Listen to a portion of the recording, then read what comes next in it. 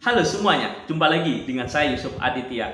Nah, pada video kali ini saya akan menjelaskan bagaimana cara belajar ilmu gendam dan membangkitkan energi gendam yang ada di dalam diri kita. Oleh karena itu, silakan Anda simak videonya dari awal sampai akhir biar Anda paham tentang materi yang saya sampaikan.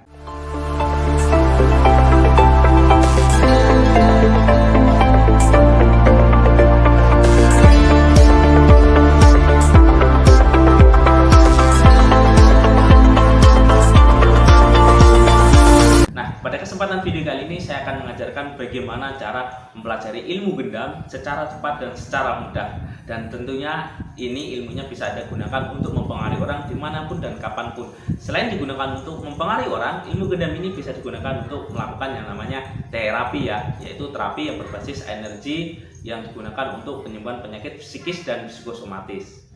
Dan bagi Anda yang ingin membeli buku Jago Ilmu Hipnotis, Anda bisa menghubungi nomor yang ada di video ini. Dan saya ucapkan terima kasih bagi Anda yang belum subscribe, silakan Anda subscribe. Dan saya ucapkan terima kasih bagi Anda yang sudah subscribe dan bergabung di kelas pelajaran saya belajar ilmu gendam. Kebanyakan orang itu pengen mengendam seseorang, ingin mempengaruhi. Nah, bagaimana cara simpel dan cara cepat untuk belajar ilmu gendam ini? Nah, ilmu gendam ini itu terdiri dari 3 komunikasi ya, yaitu komunikasi secara verbal, yang kedua ada yang namanya komunikasi secara nonverbal, itu bahasa tubuh, yang ketiga ada yang namanya komunikasi secara energi. Nah, khusus di ilmu gendam ini saya akan membahas di bab energi ya, atau kekuatan rasa atau kekuatan batin. Nah, bagaimana cara membangkitkan kekuatan rasa dan kekuatan batin ini? Nah, di sini saya akan mengajarkan 3 step ya, bagaimana cara membangkitkan kekuatan batin yang ada di dalam diri kita.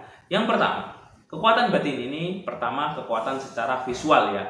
Kekuatan secara visual ini yang mempengaruhi sekitar 88% ya pengaruhnya ketika mengendam seseorang, yaitu di penampilan Anda. Jadi penampilan Anda itu wajib ditata dulu ya, bagaimana membuat Anda nyaman dulu. Jadi ibaratnya seperti ini ya, Anda bisa pangkas rambut, Anda bisa secara pakaiannya seperti apa, cara duduknya seperti apa. Jadi secara visualnya Anda benar-benar menata ya. Silakan Anda bercermin, Anda lihat diri Anda, apakah diri Anda sudah meyakinkan apa belum. Nah, ketika Anda sudah melihat diri Anda itu powerful, semangat, penuh antusias, dan penuh kepercayaan diri, dan Anda merasa nyaman, nah secara visual Anda sudah mempengaruhi orang lain dengan mudah. Maka orang lain itu juga akan terpengaruh karena bahasa visual Anda. Jadi secara penampilan itu benar-benar mempengaruhi. Terus yang kedua, yaitu bahasa secara nonverbal. Nah, bahasa nonverbal itu apa ya? Nah, bahasa nonverbal yaitu bahasa yang digunakan secara bahasa tubuh ya. Jadi cara duduk Anda, cara berpakaian Anda itu seperti apa, rapi apa tidak, seperti bahasa visual tadi ya. Ya, bahasa nonverbal ini pengaruhnya juga sangat kuat ya, 88% juga pengaruhnya. Itu apabila digunakan untuk berkomunikasi. Nah, ketika Anda menggabungkan kekuatan secara visual dan secara nonverbal, maka pengaruh Anda itu jauh lebih powerful ketika mempengaruhi orang lain. Kenapa? Karena bahasa ini pengaruhnya sekitar 88% langsung masuk ke dalam pikiran bawah sadar seseorang. Nah, ini wajib Anda tata dan wajib Anda latih ya. Jadi cara duduk Anda, cara sikap Anda, cara bahasa tubuh Anda itu seperti apa, itu benar-benar mempengaruhi ketika Anda ingin mengendam seseorang. Terus yang ketiga, yang terakhir, ketika Anda mau mengendam orang, yang paling utama adalah seperti ini ya. Jadi ada yang namanya kekuatan energi atau kekuatan aura. Nah, bagaimana cara membangkitkan kekuatan aura ini? Nah, kekuatan aura ini wajib dibangun ya bagi seorang pengendam atau seorang penghipnotis. Aura ini hukumnya wajib. Kenapa? Bayangkan ketika Anda auranya negatif, bagaimana orang bisa terpengaruh dengan Anda? Tentunya juga tidak akan bisa terpengaruh ya. Sama halnya seperti ini. Anda datang ke tempat orang-orang yang auranya negatif. Tentu apa yang dirasa? Tentu Anda akan merasakan hal-hal yang negatif juga. Ini kenapa ya orangnya kok seperti ini, kok tidak pas, kok tidak enak diajak berkomunikasi. Kalau diajak berkomunikasi kok tidak nyambung dan tidak membuat rasa nyaman. Anda merasa gelisah karena rasa kekuatan aura ini benar-benar bisa mempengaruhi secara medan elektromagnetik seseorang.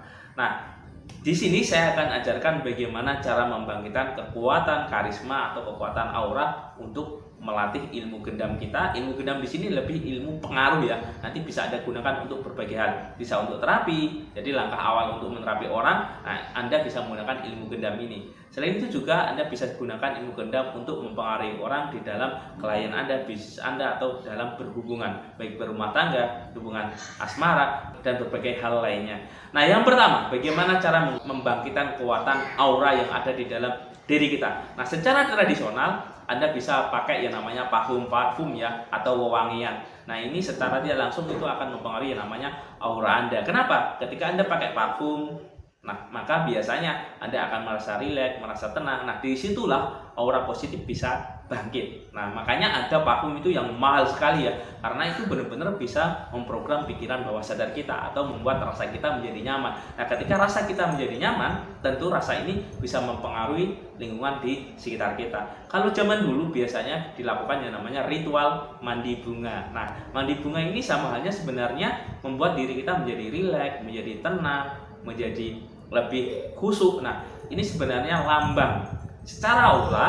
Nah, bunga ini kan memancarkan hal-hal positif. Coba Anda datang ke tempat taman bunga, Anda melihat aura-aura positif, betul kan? Nah, begitu juga ketika Anda mandi bunga, Anda itu akan menyerap yang namanya aura positif dari bunga tersebut, sehingga Anda akan mudah sekali memiliki daya karismatik atau daya pengaruh.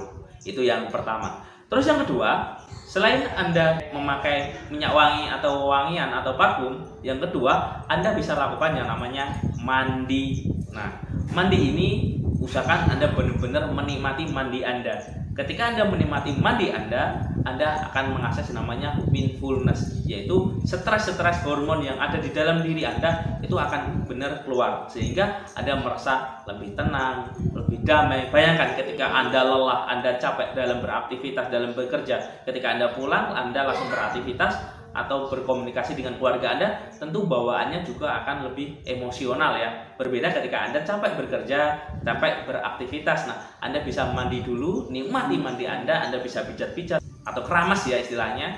Nah, maka Anda akan mengakses aura-aura positif yang ada di dalam diri Anda. Nah, ini apabila Anda ingin membangkitkan kekuatan aura positif yang digunakan untuk mengendam seseorang.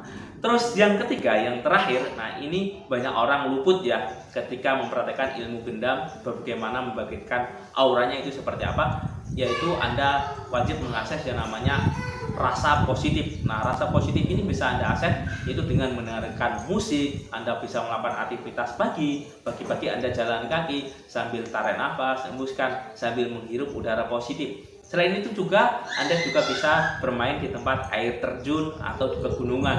Nah, ketika Anda bermain di air terjun dan pegunungan, maka biasanya Anda bisa mengakses yang namanya memori-memori positif atau perasaan-perasaan positif. Ketika Anda bisa mengakses perasaan itu, merasa tenang, merasa hening, maka secara otomatis aura positif Anda itu akan meningkat, dan ketika Anda berkomunikasi dengan orang lain, maka orang lain itu mudah tergendam atau mudah terpengaruh dengan Anda.